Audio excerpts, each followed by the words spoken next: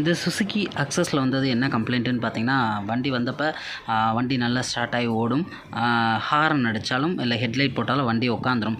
சில நேரம் பார்த்திங்கன்னா வண்டி வந்து ஸ்லோ ஸ்பீடில் வந்து லைட்டாக அப்படியே பார்த்திங்கன்னா குன்னி ஓடும். அதாவது மிஸ் ஆகி ஓடுற மாதிரியான ஒரு ஃபீலிங் இருக்கும். ஸோ இது வந்து வண்டியில் என்ன கம்ப்ளைண்ட், ஹாரன் அடித்தா வண்டி டோட்டலாக உட்காந்துருது, ப்ளஸ் வந்து பார்த்திங்கன்னா ஹெட்லைட் போட்டாலும் உட்காந்துருதுன்றது இது என்ன கம்ப்ளைண்ட்டுன்றனா, இது ரொம்ப சிம்பிளான கம்ப்ளைண்ட் தான், ரொம்ப பெருசாலாம் பார்க்க வேணாம். ஏன்னா இப்போ சொல்ல போகிற டிப்ஸ் வந்து பார்த்திங்கன்னா, நீங்கள் டக்குன்னு வண்டியை பிரித்தோமா, இந்த வயரை பார்த்தோமா, இந்த ஒரு ப்ரொசீஜரை பண்ணோமா, வண்டியை கொடுத்தோமான்ற இதுக்கு யூஸ்ஃபுல்லாக இருக்கும். கண்டிப்பாக நான் அப்படி தான் நினைக்கிறேன். ஏன்னா கண்டதை போட்டு நம்ம டைம் வேஸ்ட் பண்ணாமல் அடுத்தடுத்து டக்குன்னு முடிச்சுட்டு நம்ம நெக்ஸ்ட் வேலைக்கு போகிறதுக்கு ரொம்ப இந்த வீடியோ யூஸ்ஃபுல்லாக இருக்கும். கண்டிப்பாக வாட்ச் பண்ணுங்கள் என்ன கம்ப்ளைண்ட்டுன்ட்டு. ஸோ இந்த வீடியோ வெரி யூஸ்ஃபுல்லாக இருக்கும். நிறைய பேருக்கு ஷேர் பண்ணுங்கள். நம்ம பைக் எலக்ட்ரிஷியன் மதுரை சேனலை வந்து சப்ஸ்கிரைப் பண்ணிடுங்க. இந்த மாதிரியான நிறைய யூஸ்ஃபுல்லான டிப்ஸ் வீடியோ வந்துக்கிட்டே இருக்கும். ஸோ ஓகே, இப்போ இந்த சுசுகி அக்சஸில் என்ன கம்ப்ளைண்ட்டுன்னு பார்த்தீங்கன்னா, எர்த்து கம்ப்ளைண்ட் தாங்க.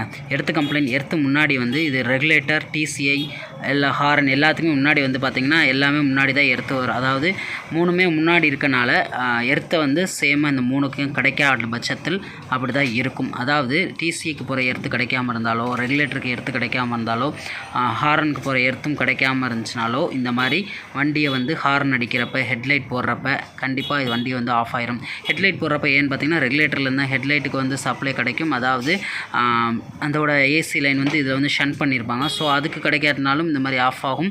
ஹாரனுக்கு போகிற எர்த்தும் கிடைக்காட்டினாலுமே இந்த மாதிரி தான் இருக்கும். ஸோ எர்த்தை வந்து டேரெக்டாக பேட்டரியிலேருந்து எடுத்து நான் இந்த டிசிஐக்கு வச்சு பார்த்தேன். டிசிஐலேருந்து ஒரு எர்த்தை கொடுத்தேன். ஸோ கரெக்டாக இருக்குது. இப்போ இது வந்து பார்த்திங்கன்னா, ஏன்னா இந்த பெண்டு இருக்கனால அந்த இடத்துல நிறையா வயரிங் கட்டாக நிறையா வாய்ப்பு இருக்கும். ஸோ அதே பட்சத்தில் தான் இங்கே வந்து அந்த சுசுகி அக்சஸில் வந்து இந்த பிளாக் வித் ஒயிட் வயர் வந்து லூஸ் கான்டாக்டாக இருக்கலாம், இல்லைன்னா கட்டாக இருந்திருக்கலாம். ஸோ அதனால் நம்ம வந்து ஓவர்லூப் பண்ணி ஒரு வயரை வச்சு பார்த்தேன். லேப்பில் பார்த்திங்கன்னா திரும்பி இப்போ கொடுத்துருக்கேன். பார்த்திங்களா, அந்த டிசிஐயில் பிளாக் வித் ஒயிட்டில் கொடுத்து டேரெக்டாக பேட்டரியோட மைனஸில் கொடுத்துருக்கேன். ஸோ மைனஸில் கொடுத்தப்போ இப்போ ஹெட்லைட் போட்டு நல்லா ஓடுது, ஹாரன் அடித்தாலும் ஆஃப் ஆகலை.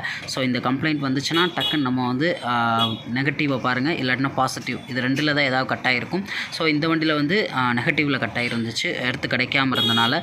ஸோ வண்டி இதே மாதிரி இந்த மாதிரி ப்ராப்ளம் வந்தாலும் சரி, அதே மாதிரி ஆக்டிவாவில் அக்சஸில் இந்த மாதிரியான வண்டி வந்து மிஸ் ஆகி ஓடுறதுனால இந்த எர்த்தை பாருங்கள், சரியாயிரும். ஸோ நம்ம இந்த வீடியோ யூஸ்ஃபுல்லாக இருக்கும்னு நினைக்கிறேன்.